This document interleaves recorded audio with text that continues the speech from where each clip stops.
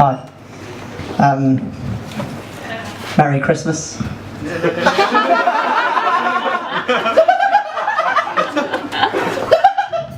You know, they say you can't polish a turd. Need some space. But you can put a bow tie on a goblin. So, pretty much the same thing.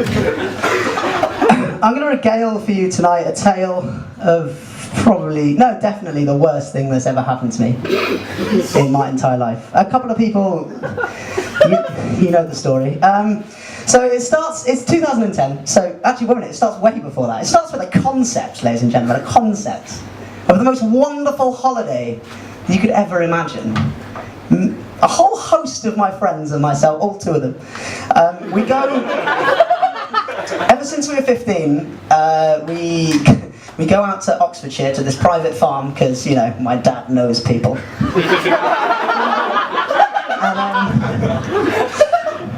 And we fish, we attempt to hunt pheasant, which really take no advance to our stabbing with sharpened sticks. And we generally have a good time, and you know, not at 15 years old obviously, but you know, later on we did quite like the consumption of recreational drugs. So really this became a Reading in Oxfordshire, a Reading festival without the bands, really. So it's pretty fucking good. Like, I love it. Like, I fucking love it. Like, I can't begin to describe to you how fucking excited I get when Christmas ends, New Year, which is my birthday by the way, like fucking rolls around, you're all hungover and you're like, guess what's happening this year? Fucking holiday. We've got a fucking holiday, and it's getting closer every second. But this particular, we've been doing it since we were 15, and this was year 3, I believe. So this is 2010, and yeah, I know, I'm 23 this year. I look 12, but I grow a beard out so people know I'm male. But okay, so this particular year, okay, the day before we left, I was joined, well, the house was joined by one of my dad's colleagues, his wife, and their fucking daughter, who's lovely. She's 4, and she's about as, you know, yay high. And, she's got like a bowl cut black hair, which is weird by the way, because her mum's blonde and her dad's ginger. Anyway, that's another story for another time. But okay, so yeah, black bowl cut hair, small, thick rimmed glasses, and a Dora the Explorer backpack. She's fucking obsessed with Dora the Explorer. 10 guesses, ladies and gentlemen, for what they called her. Fucking Dora! She is fucking Dora the Explorer! But to me, that little bowl cut, that Hitler cut, that looked like the fucking Omen. And I'll tell you for why. So, okay, so we're playing in the garden, and I'm actually making a fire grate out of some steel wire, and trying to keep her away from the sharp shit. So then we played some catch, you know, the odd stuff that you do with kids. Chucked her in the pond, it's fine, her parents weren't watching. And then her mum, the warning signs. Okay, her mum gets a bit fatigued, she's a bit tired. I'm like, pussy. Anyway, so she goes to bed early. I don't really hear much about it. I'm with my friends in the shed smoking weed. So I come down the next morning to find this child's mother in my living room, huddled over the sofa, over a bowl, just fuck. But I didn't heed the warning signs. Before I left, I was saying goodbye to everyone, and I was like, oh, it's really, really good to see you again, you know.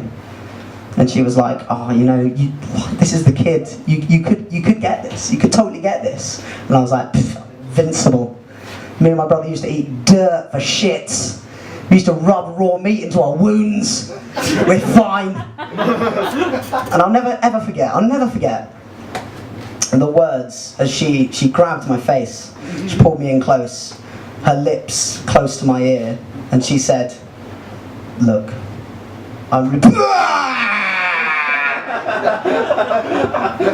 So we go to Oxford, we pitch up camp, standard day. So it's midday, we've had about 9 joints. So we're blazed! playing near water. This is great. So we're fishing. Well, they're fishing. I just sit in a chair and sleep. But then we get back to camp, and I'm like, ooh, I'm feeling a bit fatigued.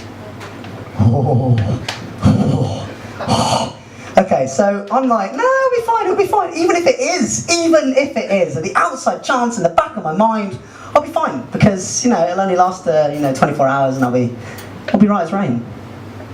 I was right about one thing. It did only last 24 hours. Anyway, so I tucked up in bed. It was around, 1 o'clock, and the lads were like, fuck it, we're just going to go to bed as well. So, 3-man tent, tiny. I don't know if you've ever been camping a lot, but you always go one up. So if you're sleeping 3 men, you go for a 4-man tent because it's fucking cozy. We didn't, because this is the only tent we had lying around. 3-man tent, 3 guys, nice and cozy.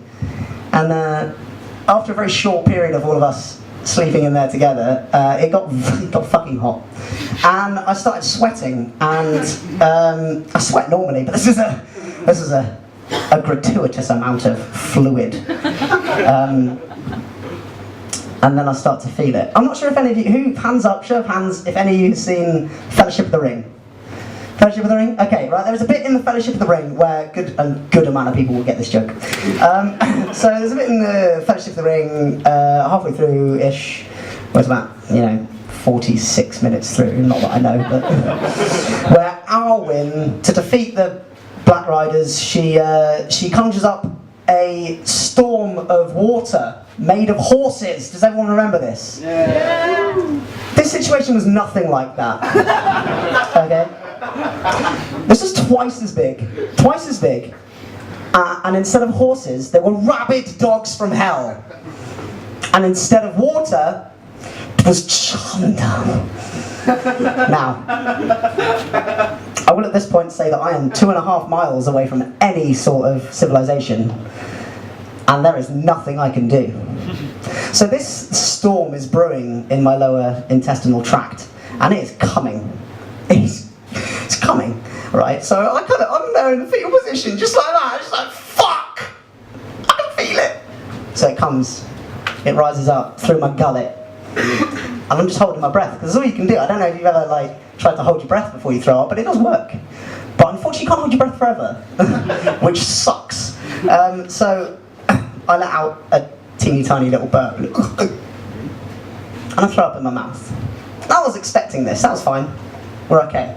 I was expecting throwing up. And I was, I'm going to move outside and sort myself out. What I wasn't expecting was the torrent of shit that came out of my arsehole. It was fucking horrific. So I scrambled out of the door like it was God's gift to me, just fucking fresh air, grabbed a loo roll, went to the middle of the forest. Well, it was more like 8 yards away from the tent, but, I could only waddle away fast enough. So I dropped trout and just out of both ends. That's the worst moment in my entire life. So after this first purge, I waddle back and, my best friends, wonderful people, they'd fallen asleep. So, obviously, I needed some help. So, I tap on the tarpaulin, fucking kick them awake. And they're like, what? Fucking what? And I'm like, guys, I need you to get me some boxers. I need you to get me some new boxers. And this is when they do the most horrible thing. They go, tents start shaking. They can't control themselves. And you can feel them hitting each other, like, you fucking say. And one of them goes, why?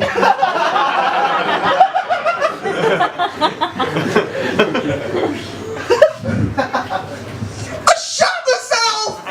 It's everywhere! I'm sorry! So they get fucking, after 5 minutes of laughing, and me just like, I just don't know what to do, I don't know what to do. I finally get my boxers, and I clean myself up as best as possible, and I'm still really high at this point, so a great idea was to get my old boxers and put them on the fire.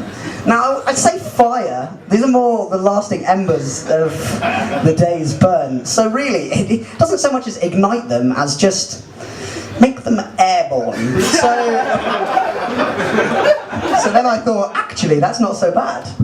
So I snuck into the tent, get my sleeping bag, and I'm like, you fuckers can cope with the smell, I'm going to my car. So this is when I like pass out, basically. I can't fucking remember much. There's a lot of shitting and a lot of throwing up all night. I count about 35 times, if you guys want to know. The numbers have been thrown around, 17, 20, and I'd say between 28 and 34. About there. It's fucking horrible.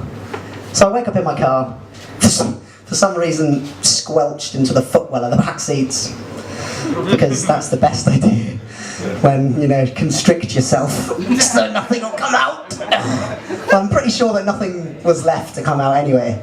There was a last of the stomach lining right in there.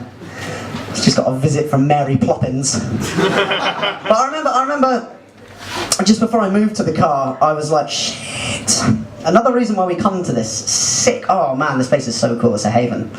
Another reason why we come here is because about 3 miles away there's an RAF base. And there's loads of like helicopters flying over at all hours. Now, in my high little head, I'm thinking, shit, an Apache's gonna come over, it's gonna blow the trees out, it's just gonna be me, just like a goblin, just shitting myself. It's gonna come over like a scene from an Apocalypse Now, blaring rock music, this case, AC Feces, Shunderstruck. So I wake up in the car, and I get out, and it is like the Battle of Shitten. All around my car are these little, as if the Luftwaffe has flown over, neatly, by the way, tied up like loo roll with diuretic feces in, and then just plopped it around my car, just everywhere, and I'm just like in this bomb site, like, oh, fuck, what have I done? Anyway, so luckily one of my friends wakes up nice and early, takes me home, cleans me up, and